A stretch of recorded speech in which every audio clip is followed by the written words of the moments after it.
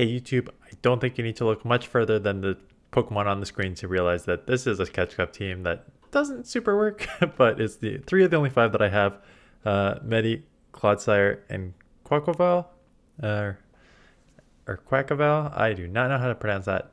Um, anyways, two fighters and something that can't deal with Gligar is not a great combo, but is all I have. I actually got some good wins on it, and if you saw my I don't know how I should have top left, but I won short.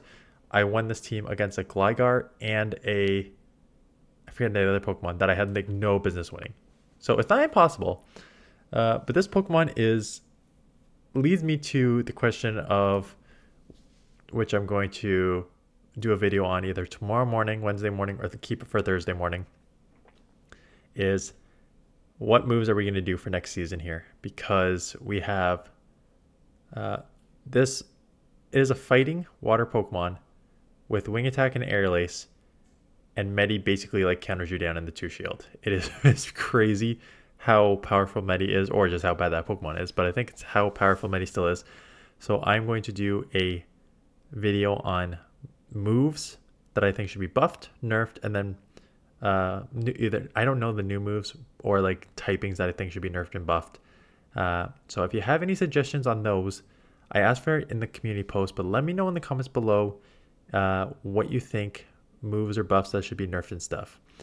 I have ideas off the top of my head.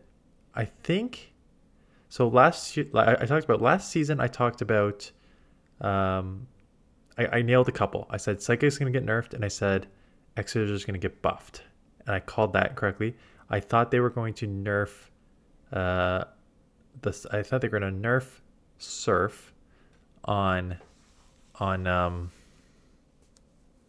Lantern, but they buffed Spark instead. Buff nerf Spark, depending on how you want to look at it instead. So I'll go over that. I can start just giving you some of my ideas just to see if it like, because again, these battles, there's not too much. If I wouldn't use this team, obviously, like it's got triple Gligar weakness, stuff like that. And the only thing, let me actually I'll talk about this team quickly before I start rambling off into the other stuff. I think this Pokemon is a water fighting, but using a non-stab Wing Attack and Air Lace, I think really hinders it. The close combat is nice. It's definitely an attack heavy Pokemon. So the close combat was a nice Pokemon. I think if this Pokemon had like a faster water type move, like I don't know if it gets like Hydro Cannon or anything, but like if it gets a fast, hard hitting water type move, I think this Pokemon can be strong. I just think you can have like non-stab Wing Attack with Aerial Ace, and then close combat with a higher attack but lower defense is not great for this Pokemon. Clodsire, I've sworn by Mudshot because I just think that I just look at the meta. So it's Poison Sting and Mudshot are clones of each other, right? So you're only trading off what you do super effective versus neutral versus resisted against. So the trade-off on Mudshot versus Poison Sting is Mudshot is resisted by grass, flyers, and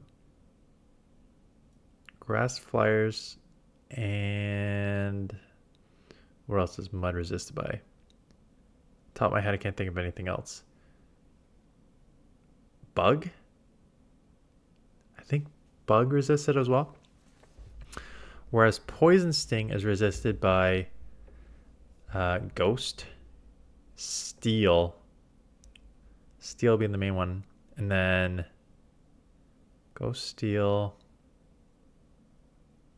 and yeah. So the trade-off is if you want to use Mudshot, Mudshot will do better. Neutral matchups, it doesn't matter, right? It's poison, ground, both get stabbed, both same stats. So neutral matchups, it's fine. It's either you're getting resisted against the flyers and grass and stuff, but you do super effective against the steels, electric like Lantern, or you do super effective with poison on the fairies. neutral to flyers, and super effective on grass. So it's really just a trade-off. Super effective on poison here as well, right? So Mudshot super effective on poison as well.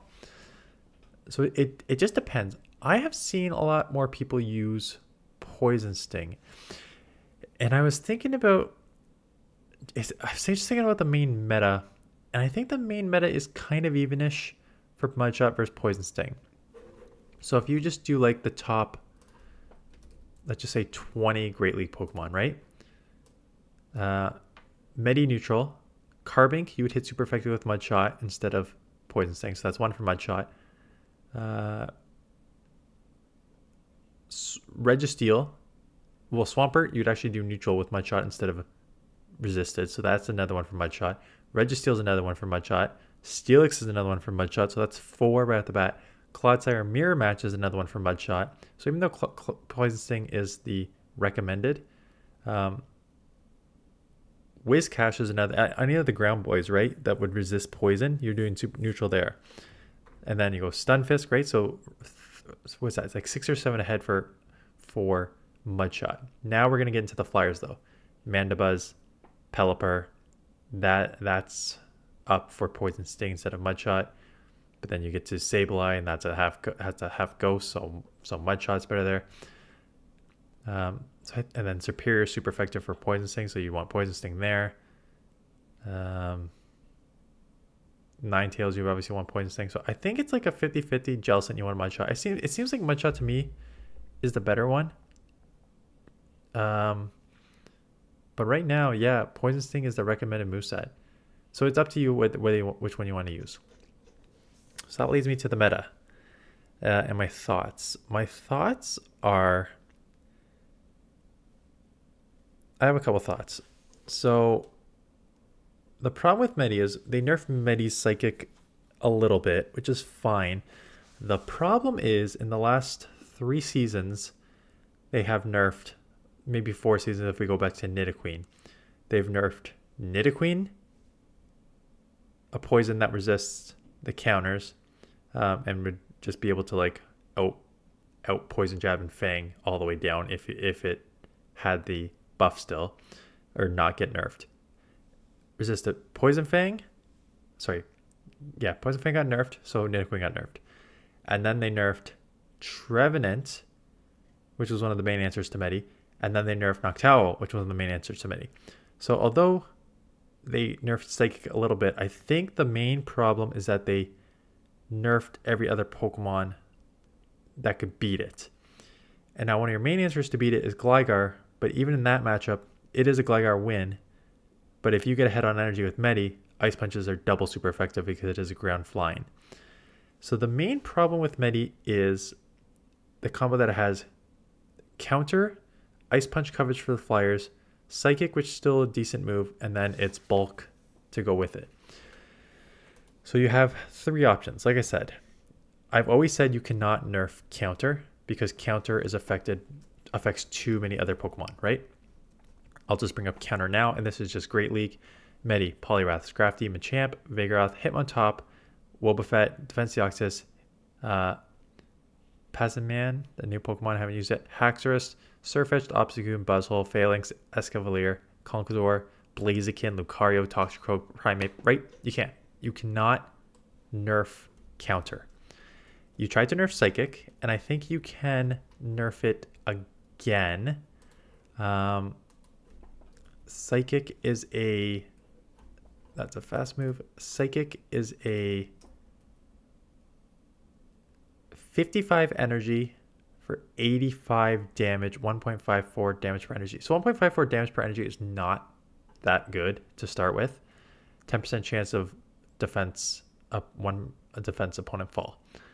I think if you're going to do anything I wouldn't nerf the damage anymore. I would nerf the energy. I would just make it like 60 energy. Make it like count 1 more counter to get to it. Then you're going to just get the argument that more people would just use Dynamic Punch, which in itself is an option because Dynamic Punch is only 50 energy for 90 damage, so already 1.8 damage per energy, which is the better moveset in general. People just like the Psychic for the mirror match, Medi versus Medi. So I think you do that. The other problem is, the only other thing you go after Medi is Ice Punch, right? And the problem with Ice Punch you kind of get into that same thing where other Pokemon rely on it. Poliwrath, Sandslash, Primeape has it, Hitmonchan has it, Haunter has it. But it's not just that. You can't just nerf Ice Punch. You'd have to nerf all the punches. And because all the punches are mirrors of themselves. 40 damage, 55 energy. That's what Ice Punch is. Thunder Punch, 40 damage, 55 energy. They're all the same, right? Fire Punch, stuff like that. So you can't just nerf Ice Punch. You'd have to nerf all the punches, which has a huge effect overall.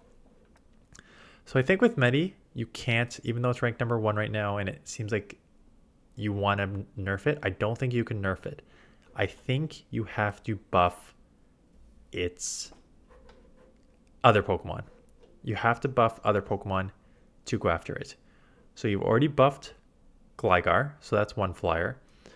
I think when they nerfed Sky Attack to lower Noctowl, they inadvertently or maybe on their mind nerfed everything else that had a Sky Attack with it, right?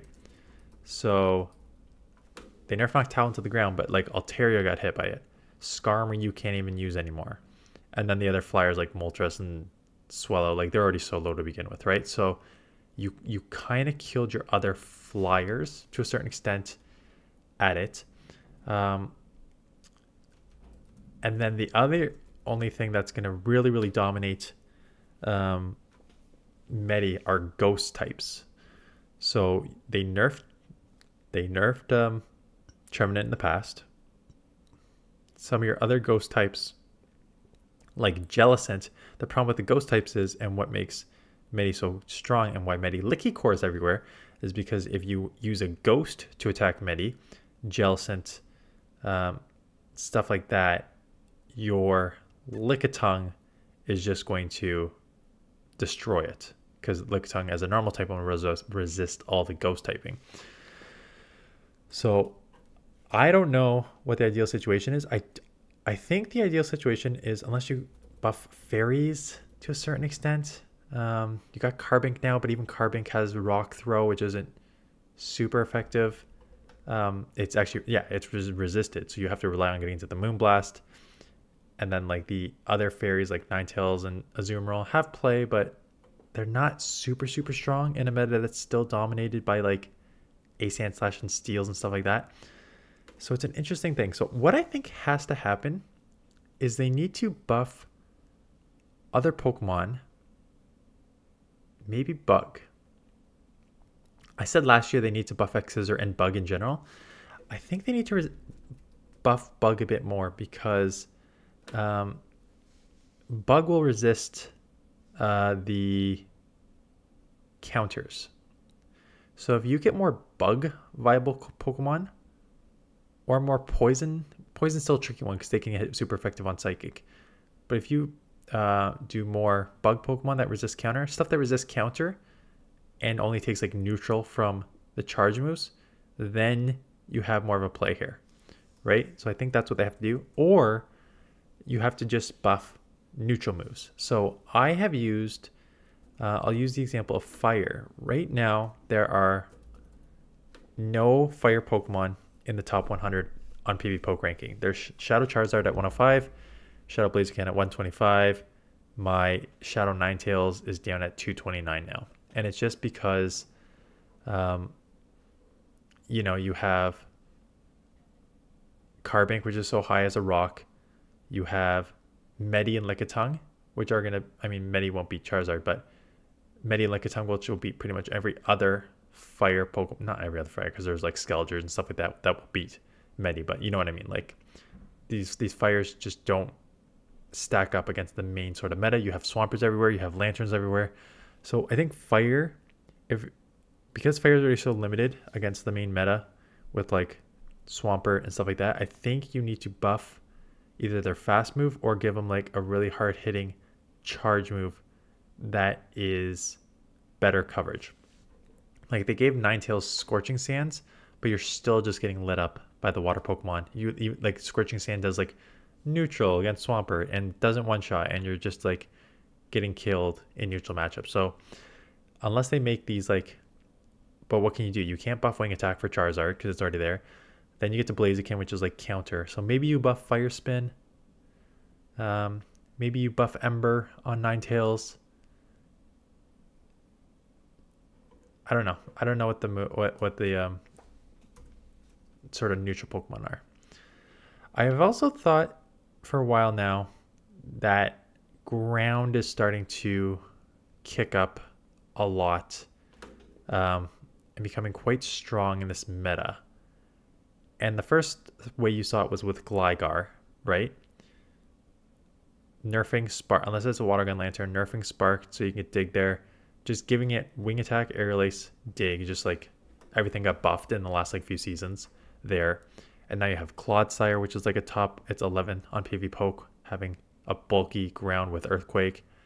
Let's see what other ground Pokemon are.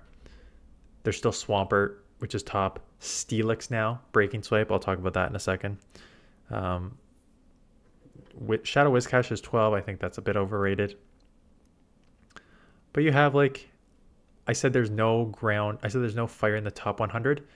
Gligar Shadow 4, Gligar Normal 5, Shadow Swampert 6, Normal Swampert 8, Steelix 9, Clodsire 11, Shadow Whiscash 12, Galarian Stunfisk 13, Whiscash 20, Shadow Quagsire 24, Shadow Steelix 26, Shadow Gliscor 28, Repeat 22, 32 is Quagsire, 33 is Gliscor, 35 Diggersby, right?